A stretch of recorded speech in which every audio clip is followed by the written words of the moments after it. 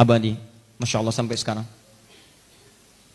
Isinya ini yang Sulamut Taufik saya bacakan, dan masih terbaca dengan sangat sempurna sekali. Saya baca.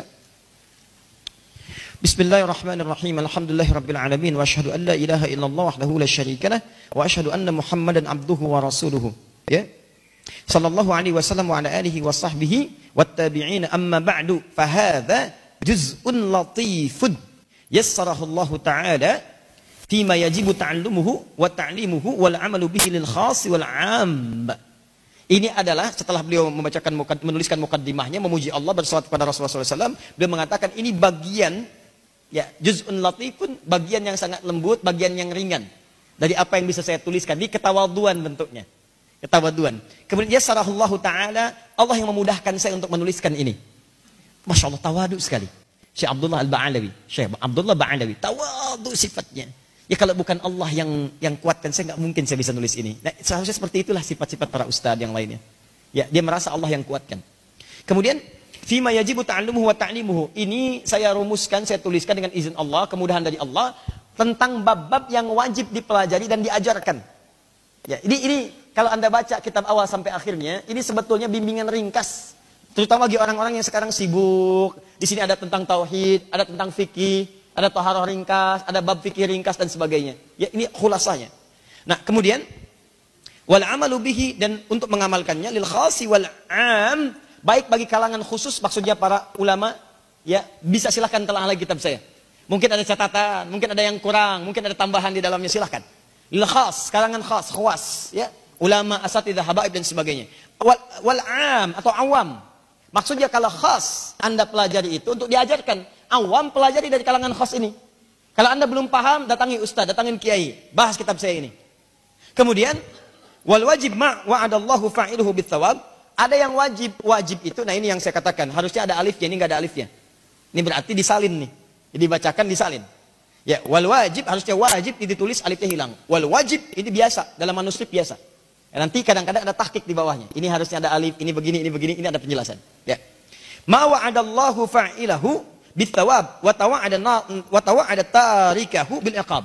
Ya, beliau menjelaskan pertama, sedangkan wajib itu kata beliau, lihat, kata beliau, isi kitab ini berupa kewajiban.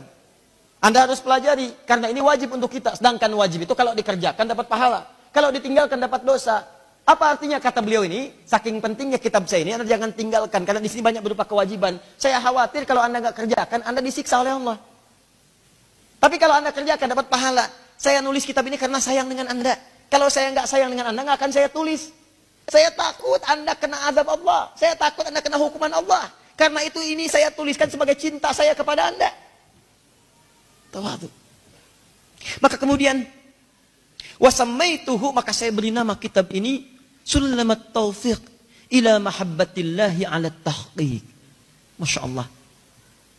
Jalan-jalan untuk mendapatkan, atau tangga sekarang sulam itu ya, tangga, tahapan-tahapan untuk mendapatkan pertolongan Allah sehingga bisa meraih cintanya yang hakiki.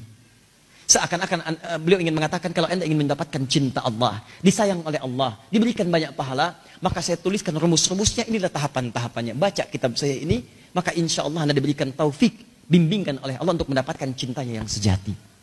Sulamut Taufiq ila mahabbatillahi ala tahqiq. Teman-teman, sekarang kitab ini terjemahannya sudah banyak menyebar, tapi tidak banyak orang tahu siapa murid pertama di Nusantara yang menuliskan kitab ini. Inilah ada rekamannya. Di kalangan orang-orang pertama yang menuliskannya, dan ada syarahnya. Dan syarah ini disebarkan saya yakin di tanah Jawa ini, karena ini bawahnya bahasa Jawa. Bahasa Jawa bawahnya. Ya, Jawa yang dituliskan dengan huruf Arab. Dulu Belanda itu sengaja kemudian melarang bahasa-bahasa Melayu. Ya, karena bahasa Indonesia belum ada, Melayu dilarang digunakan sebagai bahasa resmi untuk terjemahan kitab, supaya orang Indonesia itu atau orang Nusantara dulu nggak pandai, nggak ngerti tentang persoalan-persoalan yang ada. Maka hanya boleh diterangkan dalam bahasa lokal atau bahasa Arab.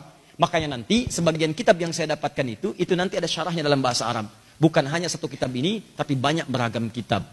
Ya, sekarang saya akan coba cari waktu, siapa saya ingin coba diungkap siapa yang menulis kitab ini. Kalau ditemukan, kita akan menemukan guru-guru awal kita, pendahulu kita, yang kita akan tahu bagaimana cara mereka berjuang. Yang paling menarik, kok bisa mereka menemukan tinta yang bertahan sampai dengan sekarang.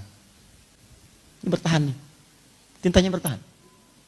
Kalau 199 tahun yang lalu itu diajarkan, kemudian dibawa ke Nusantara pada saat itu misalnya, 1323 aja, itu pertemuan perkumpulan yang di Tanah Abang Krukut itu. 1241 beres kitab ini ditulis bulan Rajab. Kalau pada saat itu, taruhlah kemudian 50 tahun setelahnya datang ke Nusantara ke sini, berarti paling minimal usia ini kurang lebih 100 tahun lebih lah, 150 tahunan. Tintanya abadi sampai sekarang. Apa amalan orang-orang ini yang saat menulis itu tintanya diabadikan oleh Allah? Itu yang coba kita gali, mudah-mudahan kita dapatkan hikmah di balik itu, yang insya Allah mudah-mudahan amal kita pun abadi sampai kembali kepada Allah Subhanahu wa Ta'ala. Saya berikan waktu 10 menit. Kita punya tamu spesial malam ini. Jauh-jauh datang dari Palestina.